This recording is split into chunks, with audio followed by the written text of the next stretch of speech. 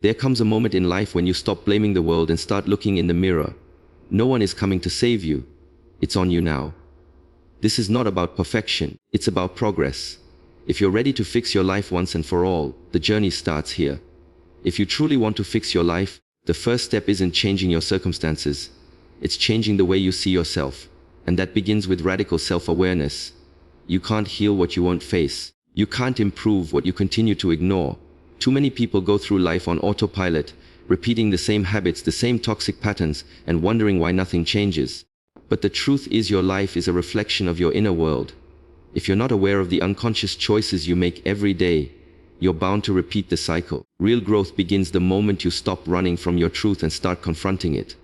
Radical self-awareness is not about guilt or shame. It's about clarity. It's about seeing your thoughts, behaviors, and triggers as they really are, not as you wish them to be. It's about identifying the stories you've been telling yourself for years. I'm not good enough. I always mess things up. No one truly loves me. These are not facts. They are beliefs. And the more unaware you are of them, the more power they have over your decisions. You have to start observing your own mind like an outsider, watching your reactions, your choices, and your patterns without judgment. Just notice them. Why do you shut down during conflict? Why do you keep choosing people who hurt you? Why do you start new things with excitement and give up halfway through? These aren't random events. They're clues to who you've become, and they're pointing to who you need to become. Self-awareness requires brutal honesty. That's the part most people avoid because it hurts. It hurts to admit you've wasted time. It hurts to see how much you've sabotaged your own growth. It hurts to acknowledge that the problem isn't always them or life. Sometimes it's you. But that honesty is also where your freedom begins. Because once you see it, you can change it. Once you name it, you take its power away. It's no longer an invisible force steering your life. It becomes something you can manage, redirect, and eventually overcome. Start paying attention to your daily habits. Not just the big ones, but the small, seemingly insignificant routines. What do you reach for when you're stressed? What kind of people do you attract and allow into your life? What thoughts run through your mind when you're alone? How do you talk to yourself when you fail? That voice inside your head, it shapes your self-image. And your self-image determines how far you'll go. If your inner dialogue is full of criticism, doubt, and fear, you'll never rise above it. But if you start becoming aware of it, you can begin the work of transforming it. Journaling is one powerful tool for building self-awareness. Writing your thoughts down daily, even if they seem messy or chaotic, allows you to see what's really going on inside. You'll start to notice patterns. You'll catch the lies you've been telling yourself. You'll see where your pain lives and where your healing must begin. Meditation and solitude are also powerful. In silence, the truth has space to speak. Without distractions, you can hear the deeper voice within. The one that's been buried under noise, obligations, and fear. Radical self-awareness is not a one-time realization. It's a daily practice. It's a commitment to meet yourself in every moment with honesty and compassion. It's choosing to be conscious instead of reactive. It's catching yourself before you spiral into the old behaviors. It's recognizing when you're numbing yourself and choosing instead to face what hurts. That's not weakness. That's strength. That's where real change begins. You can't build a better life on a shaky foundation. And you can't fix what you refuse to see. So look in the mirror, not with judgment but with courage. Because the truth might hurt, but it will also set you free. And once you're free, nothing can stop your growth. Radical self-awareness is the first key to unlocking your true potential. Don't run from it. Run to it. That's where the real transformation begins. One of the most powerful and life-altering decisions you will ever make is to take full responsibility for your life. Not partial, not conditional, not only when it's convenient, but complete and unwavering responsibility. Until you do that, real change will always be just out of reach. Because as long as you're blaming your past, your parents, your boss, your partner, your circumstances, or even your bad luck, you're handing your power away. You're saying, I'm not in control. Someone else holds the pen to my story. But the moment you stop pointing fingers and start pointing inward, your entire life begins to shift. Taking full responsibility doesn't mean everything that happened to you was your fault. It doesn't mean you deserve the pain or the setbacks, but it does mean that from this point forward, you're no longer allowing those things to dictate your future. You may not have chosen the trauma, the loss, or the betrayal, but you do get to choose how you respond. And that choice, that's where your power lies. It's not about fault, it's about ownership. It's about saying, no matter what happened, I am responsible for who I become. We live in a world that makes it easy to blame. It's comforting to believe someone else is at fault for our lack of progress. If only I had better parents. If only I didn't go through that. If only I got that opportunity. But those thoughts, while they may feel justified, are traps. They keep you stuck in a cycle of helplessness. Blame is a prison, and the key to unlocking it is responsibility. Because when you accept that your results, good or bad, are reflections of your own actions, choices, and mindset, you reclaim your role as the creator of your life. Taking responsibility means no more excuses. It means you stop saying, I didn't have time, and start saying, I didn't make it a priority. It means you stop saying, they made me angry, and start realizing, I chose how to respond. It's a radical shift in thinking. It's uncomfortable, but it's also liberating. Because if you created your current reality, then you also have the power to create a better one. You're not stuck. You're just avoiding the responsibility that will move you forward. And yes, responsibility is heavy. It means holding yourself accountable even when no one's watching. It means owning your mistakes without justification. It means doing the hard things, the boring things, the uncomfortable things, because you know they move you closer to who you want to be. It means dropping the victim mindset and embracing the truth that life doesn't owe you anything, but you owe yourself everything. When you take full responsibility, you stop waiting for perfect conditions, you stop needing permission, you stop depending on someone to come rescue you. You become your own rescue, you build your own path, and you keep going even when it's hard because you know no one else can do the work for you. People can support you, yes, but no one can heal you, fix you, or elevate you the way you can. This mindset won't just change your goals, it will change your relationships, your work ethic, your discipline, your self-respect. Because when you stop blaming, you start building. You start asking better questions. What can I learn from this? How can I grow? What do I need to change? And those questions, they open doors to growth, clarity, and breakthrough. So stop giving your power away. Stop waiting for someone to change your life. Look in the mirror and say, it's on me now. My growth, my healing, my future. Because the truth is no one's coming. And that's not something to fear. It's something to celebrate. Because it means you don't have to wait another day, another year, another moment. You can take back control. You can rewrite your story. And it starts when you take full responsibility for all of it. That's when everything changes. That's when you become unstoppable.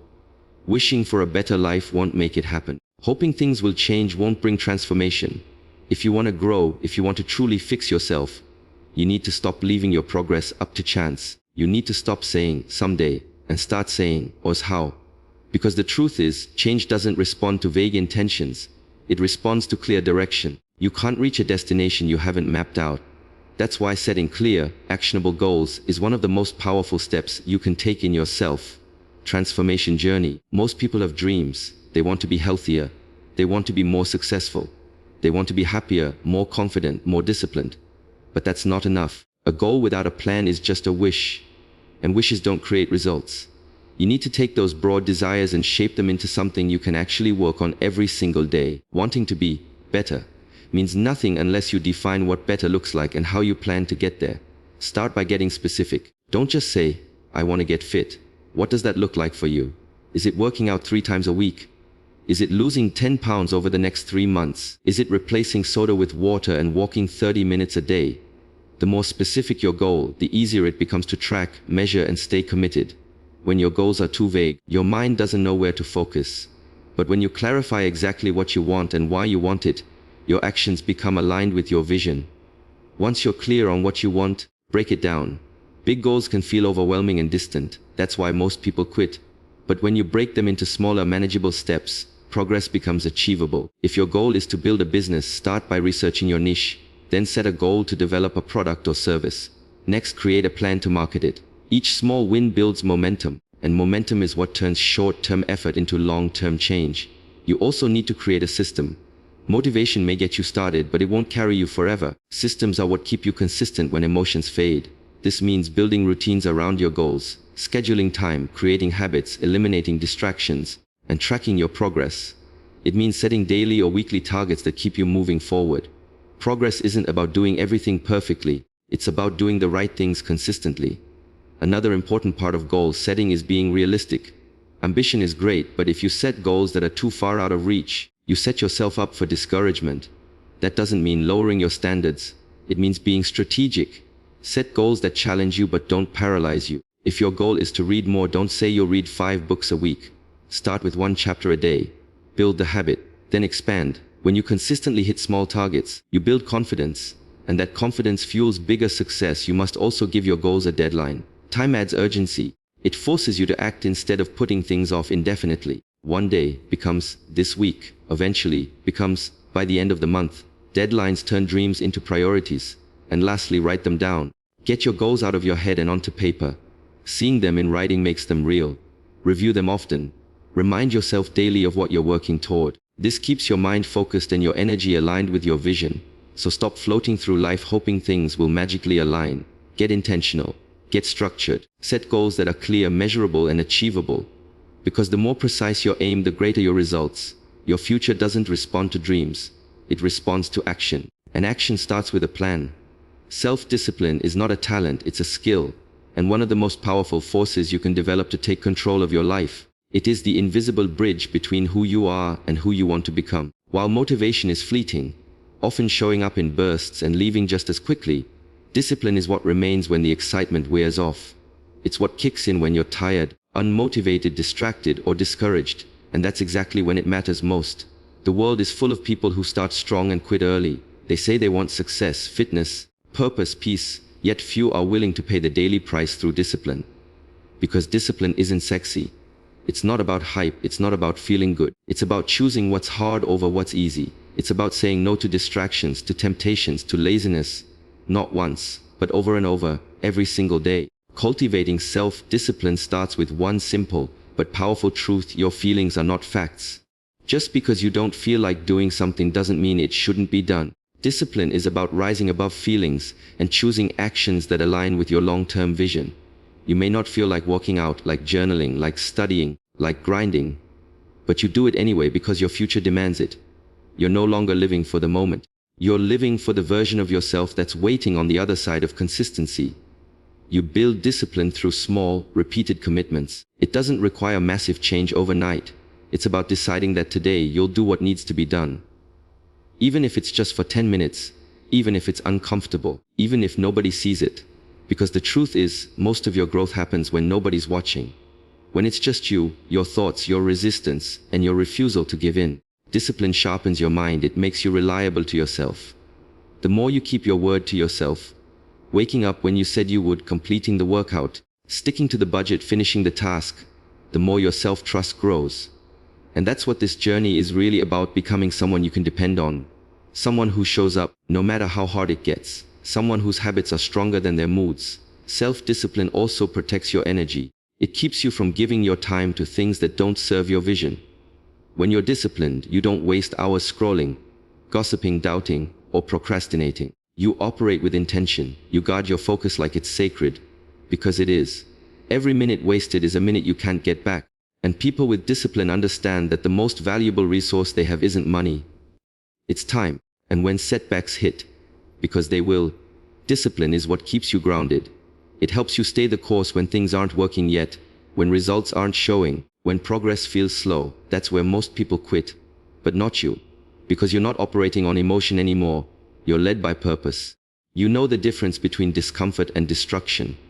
You're learning to endure the growing pains without abandoning the process. Your life is a reflection of what you consistently do, not occasionally but habitually.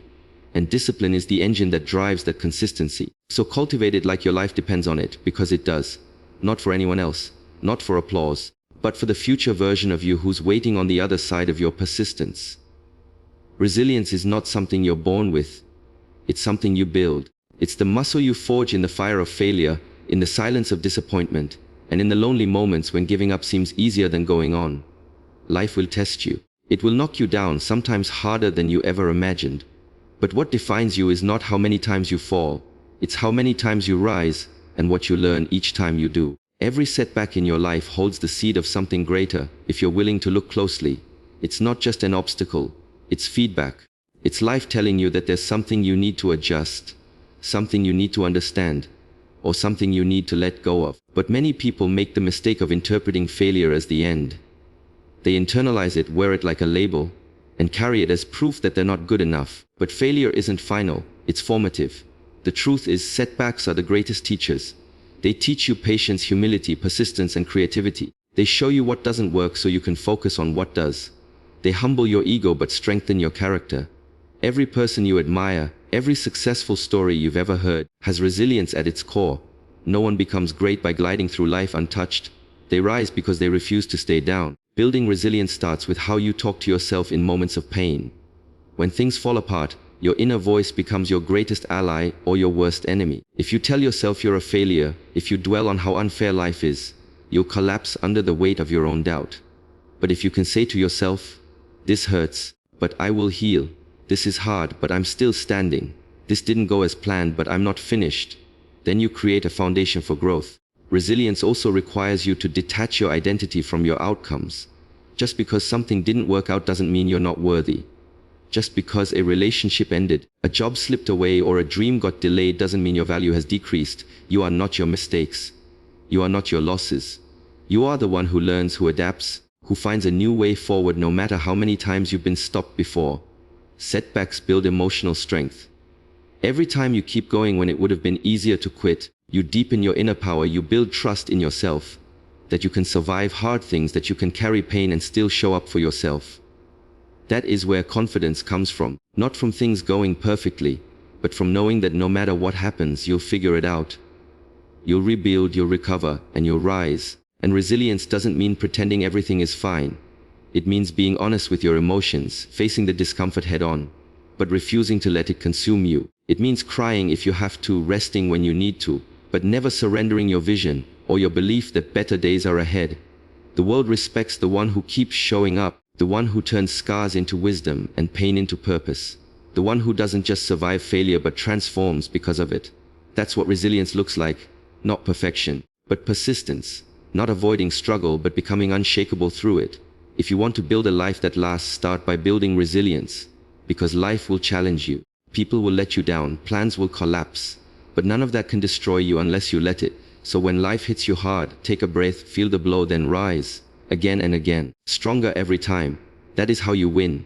You can't fix your life while ignoring the vessel that carries you through it. Your mind, your emotions, and your body. True transformation is impossible without holistic self-care. Most people focus on external achievements, money, status, recognition, thinking those things will bring them peace. But they're building success on a shaky foundation.